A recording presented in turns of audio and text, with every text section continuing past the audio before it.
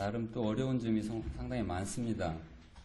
우선 췌장암을 이야기하기 전에 췌장이 뭔가 하는 걸 먼저 잠깐 말씀을 드리면, 췌장은 여기 보이는 이쪽에 있는 게 간이죠. 복부를 이게 저희가 수술장에서 열거나 아니면 이제 복부 장기를 앞에서부터 보면 복벽을 제외하고 간이 앞쪽에 이렇게 크게 있고, 그 간 뒤쪽으로 이렇게 식도가 내려오고, 입에서부터 식도가 내려오고, 위가 이렇게 있고, 이 위 뒤쪽으로 이렇게 췌장이 있습니다. 그러니까 앞쪽에는 복벽, 그 다음에 장간막, 위, 이런 장기들이 존재하고 있고, 등 쪽으로 가깝게 뒤쪽으로 해서 췌장이 이렇게 있는데, 췌장을 세 부분으로 나눠서 췌장만 꺼내면 이런 모양이죠.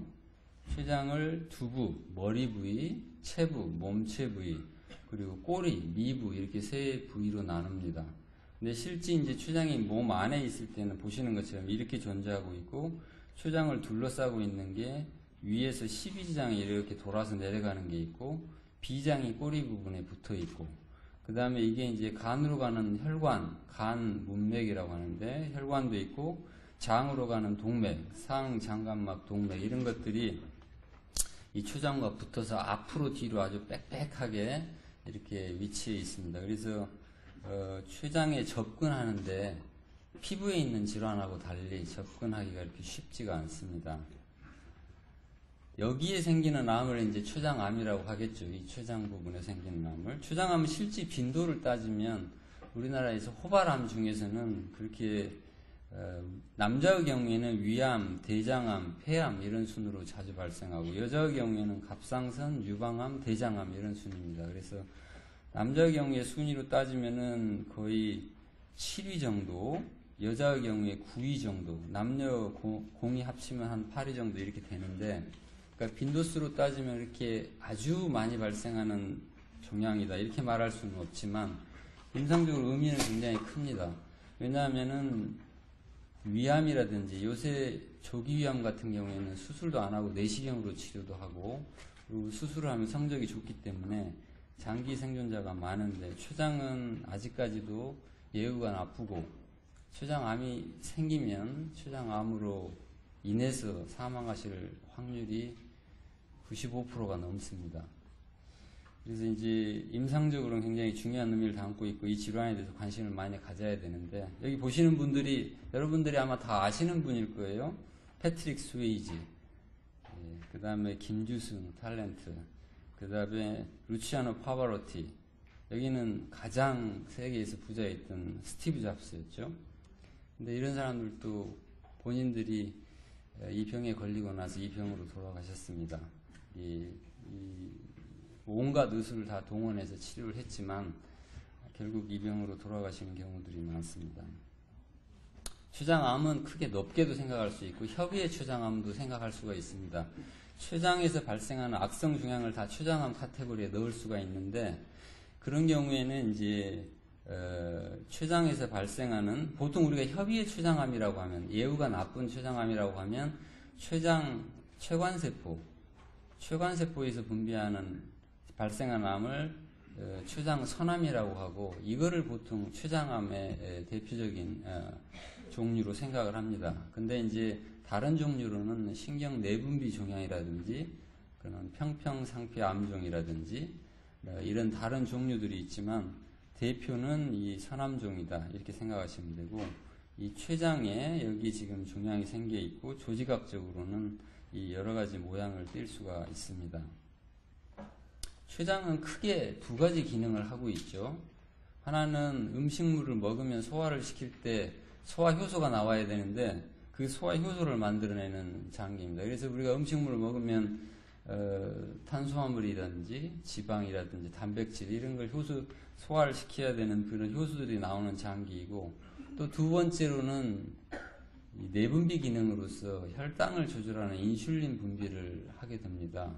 근데 이제 췌장에 문제가 생기면 이런 기능들의 장애가 생길 찬스가 있죠. 그래서 소화가 잘 안 되는 증상이라든지, 아니면 당뇨가 있는 사람들이 혈당 조절이 잘 안 된다든지 이런 증상이 올 수가 있습니다.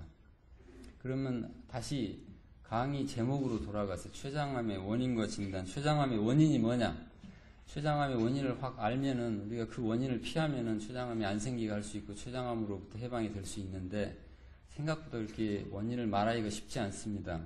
우리가 가령 넘어져서 골절이 되면은 넘어진 게 골절의 원인이고 뼈 부러지는 원인이다 이렇게 말할 수가 있죠. 아니면 어디 좌상을 당해서 여기서 피가 났을 때 바로 이렇게 당한 것이 원인이다 이렇게 말할 수 있지만 암으로 가면 그게 이렇게 쉽지가 않습니다. 왜냐하면 원인이 되는 요인이 우선은 한 가지가 아닐 가능성이 많고 그 다음에 시간이 떨어져서 골절이 되면 바로 그 자체로 알 수 있지만 이거는 10년, 15년 이렇게 장기간의 기간이 지나야 암이 발생을 하기 때문에 언제 그 일이 있었는지 어떤 일이었는지 이렇게 집어낸다는 게 상당히 어렵습니다. 그래서 다양한 요인이 관여하고 만성적으로 시간적으로도 지금 뭐 10년 전 어떤 때 무슨 일이 있었는지 그걸 다 기억한다는 게 어렵죠. 그래서 원인을 직접적으로 밝히기는 어려운데 저희가 주로 사용하고 있는 방법은 주로 어떤 그룹의 사람에서 췌장암이 많이 생기는지 그런 식으로 살펴봅니다. 그렇게 되면 이제 직접적인 원인이라고 말하기보다는 위험 요인이라고 그러죠. 위험 요인. 가령 담배를 피우는 사람들이 안 피우는 사람에 비해서 췌장암이 발생할 확률이 2배에서 5배 이렇게 높다. 그러면 이제 건강하게 잘 살기 위해서는 이런 부분을 좀 피해야 되겠다 이렇게 생각을 할 수가 있겠죠. 그래서 흡연이 가장 중요하게 거론되고 있는 인자고 흡연을 하셨던 분이더라도 금연하고 한 10년 정도 지나면 그 위험성이 일반인과 다르지 않기 때문에 흡연을 조심을 해야 될 것 같고 당뇨병, 여기는 조금 이견이 있습니다. 당뇨병 자체가 췌장암의 원인이냐 아니면 췌장암 때문에 당뇨병이 올 수 있느냐 두 가지 다 가능한데요.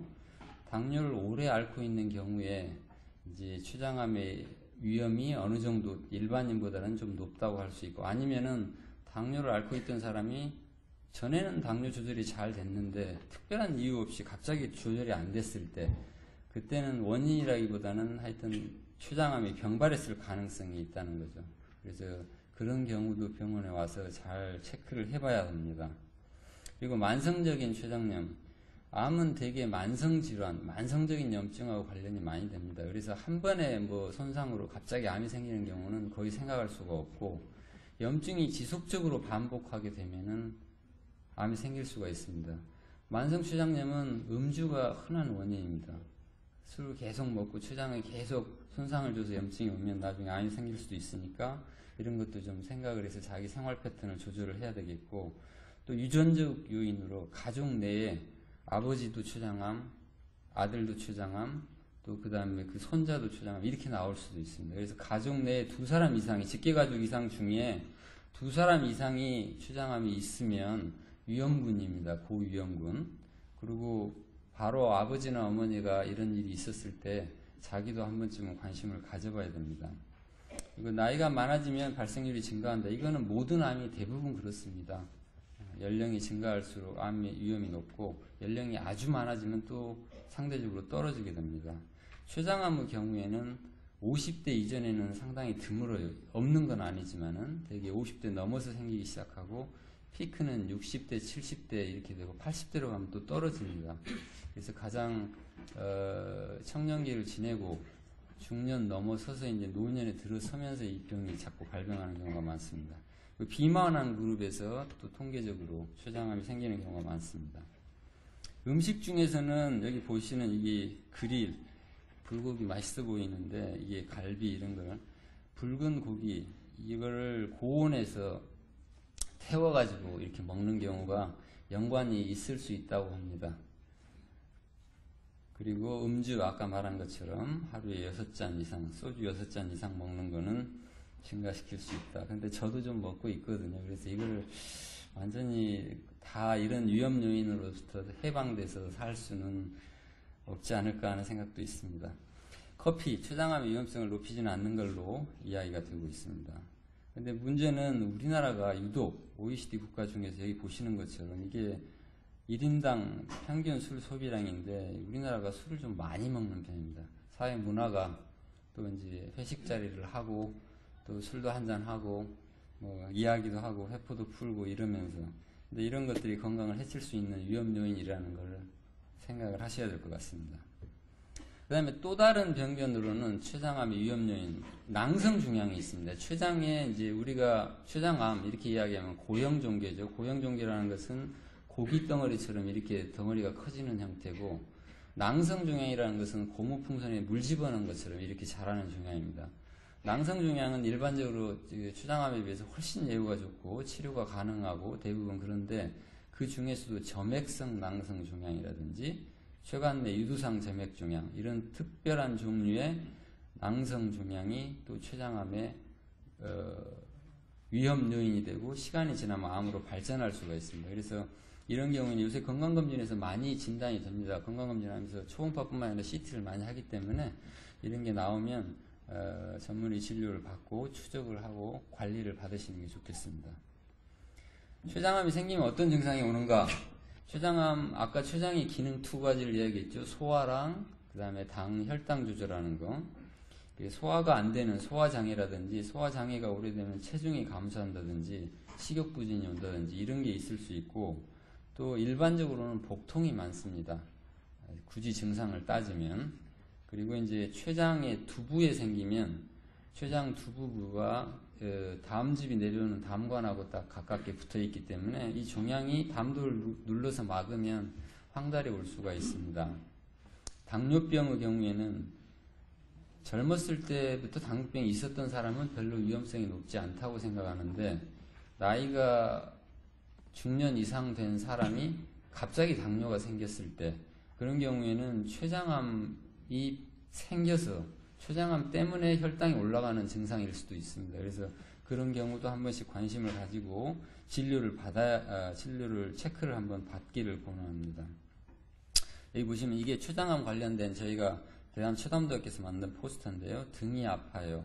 최근에 당뇨가 생겼어요. 체중이 자꾸 빠져요. 근데 입맛이 없어요. 소화가 안 되고 속이 불편해요. 췌장암이 있을 때 이런 증상이 있을 수 있다는 거죠. 반대로 이런 증상이 있을 때 다 췌장암이냐? 그건 아니에요. 그러니까 소화가 안 되는 증상은 여러 병으로 올 수 있습니다. 위험이 가장 많고요. 그 다음에 십이지장, 식도 이런 데 다 관여할 수 있는데 그 중에 일부는 췌장암일 수 있다는 겁니다. 어떻게 진단을 하는가? 만약에 이런 증상을 가지고 병원에 오면 우선은 가장 쉬운 게 혈액검사, 두 번째로는 영상의학적 검사, CT라든지 초음파라든지 이런 검사 있죠. 그리고 세 번째로는 이제 확진을 위한 검사로 조직 검사가 있습니다. 혈액 검사는 주로 많이 췌장을 알아보기 위해 쓰는 게 이제 간 기능 검사고 혈청 종양 표지자라고 해서 CA19-9라는 이 혈액 검사를 많이 씁니다. 이 간 기능 검사는 간 자체가 나빠도 이상이 있을 수 있죠. 그런데 이제 아까 말씀드린 것처럼 췌장 종양 중에 발생 위치가 췌장의 머리 쪽에 가까우면 담즙 내려오는 길을 눌러서 막기 때문에 간 수치가 올라가게 됩니다. 그리고 황달이 생기고 그런 걸 통해서 췌장 질환을 간접적으로 의심할 수가 있고, CA19-9라는 것은 췌장 종양 표지자로도 쓰지만 증가되어 있을 때 췌장암이 있을 확률도 있지만 염증 때도 올라가고 또는 담도 질환 때도 올라가고, 여기 보시게 되면 위암이나 대장암에서도 증가하고 이럴 수가 있습니다. 그래서 이런 거를 단서로 해서 정밀검사를 하게 되는 거죠. 이런 소견이 있게 되면 검사를 받아보는 게 좋습니다. 영상검사는 초음파나 CT, MRI, ERCP. ERCP라는 것은 내시경을 넣어서 아까 12장까지 내려간 다음에 담도 췌관을 조형하는 기술입니다. 그리고 요새 이제 많이 발전하고 있는 내시경 초음파 검사, 펫 검사 이런 것들이 있습니다. 이게 복부 초음파 영상이죠. 이게 복부 초음파는 복벽에다 대고 초음파 프로브를 대서 쉽게 젤리를 발라서 이렇게 초음파 프로브를 대면은 잘 간단하게 검사할 수 있고 방사선도 없고 그래서 아주 많이 시행을 하는데, 문제는 췌장을 보는 데는 복부 초음파가 제한점이 너무 많다는 점입니다. 배가 이렇게 많이 나오신 분들은 지방 때문에 초음파 투과가 안 돼서 췌장이 잘 안 보일 수 있고, 두 번째 위하고 장에 가스가 있거나 이럴 경우에 그것에 가려져서 뒤에 췌장이 안 나옵니다. 그래서 복부 초음파로 췌장 전체를 보는 건 조금 위험하다 이렇게 생각할 수 있습니다. 그러니까 이제 췌장을 봐서 췌장에 복부 초음파로 뭐가 있다 하면은 그거는 맞는 이야기지만, 췌장을 초음파로 봐서 췌장이 괜찮다 이렇게 판단하기에는 안 본 구역이 있기 때문에 그렇게 판단하기가 어렵습니다. 가장 객관적이고 모든 사람들이 일반적으로 다 인정하고 있는 건 객관적인 CT입니다. CT 검사가 가장 낫고, 이건 정상 췌장이죠. 췌장의 몸체, 꼬리가 이렇게 생겨 있는데, 이 환자의 경우는 췌장의 몸체랑 꼬리 이어지는 부분에 이렇게 저음형, 약간 검은색으로 덩어리가 있는 게 보입니다. 그리고 여기가 이제 대동맥인데, 대동맥에서 혈관이 나가죠. 비장으로 가는 혈관, 간으로 가는 혈관, 복강으로 가는 혈관. 근데 여기 비장으로 가는 혈관이 이렇게 돌아 나가는데, 그거를 싸고, 혈관을 벌써 다 싸고 동맥을 침범한 그런 모양도 CT를 찍으면 좀 자세히 알 수 있으니까, 종양의 위치, 또 종양의 범위, 이런 것들을 좀 자세히 알 수 있습니다. 그 다음에 이제 MRI 검사. MRI는 방사선이 없기 때문에 MRI를 많이 선호하는 사람들이 많습니다. MRI 검사도 CT와 비슷하게 췌장을 잘 진단하는 데 도움이 되고, 특히 특정 부위를 자세히 관찰할 때 MRI가 도움이 되고, MRI에서는 CT에서 잘 하지 않는 이 담도 모양, 췌장관 모양도 이렇게 MRI를 가지고 컴퓨터에서 조작을 해가지고 만들어낼 수가 있습니다. 이렇게 담즙이 이렇게 내려오다가 아래쪽 이 부위에서 갑자기 좁아져서 막혀 있고, 췌장의 관이 내려오는 췌장관이 여기서 내려오다가 여기서 콱 막혀 있죠. 이렇게 막힌 경우에 이 아래쪽에 뭔가 덩어리가 생겨서 그걸 눌렀구나, 이렇게 간접적으로 생각해 볼 수가 있는 것입니다.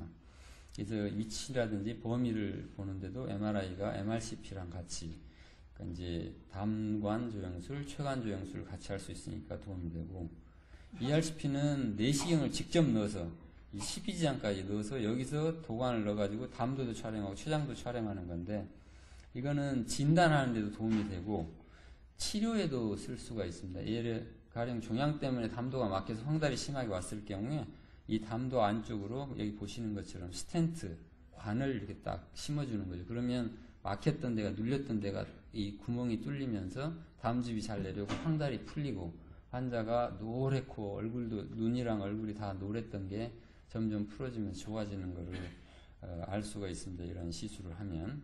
그래서 진단 겸 치료를 위해서 많이 사용하고 있고, 최근에는 이 내시경 초음파, 원래는 보는 거는 초음파, 복부 초음파랑 같이 초음파를 사용하는 것입니다. 근데 아까 말씀드린 것처럼 복벽에서 보는 복부 초음파는 거리를, 췌장이 몸 뒤쪽에 이렇게 붙어 있다고 하는데 거리가 상당히 떨어진 데서 이렇게 초음파를 쏴서 보기 때문에 이 정밀하지 않을 수가 있고, 중간에 뭐가 있으면 그것 때문에 가려서 잘 안 나오는 거, 이런 단점을 극복하기 위해서 내시경을 가지고 이렇게 위 안까지 들어갑니다. 위나 12장까지. 그리고 그 내시경 선단에 초음파 프로브가 달려 있어요. 그래서 위에서 췌장의 머리, 몸체, 꼬리를 췌장에 딱 붙어서 이렇게 쫙 왔다 갔다 하면서 근접 정밀 촬영을 하는 기술입니다. 그러면 췌장이 보시는 것처럼 이게 췌장 종괴인데요. 이게 이 환자도 췌장암 환자죠.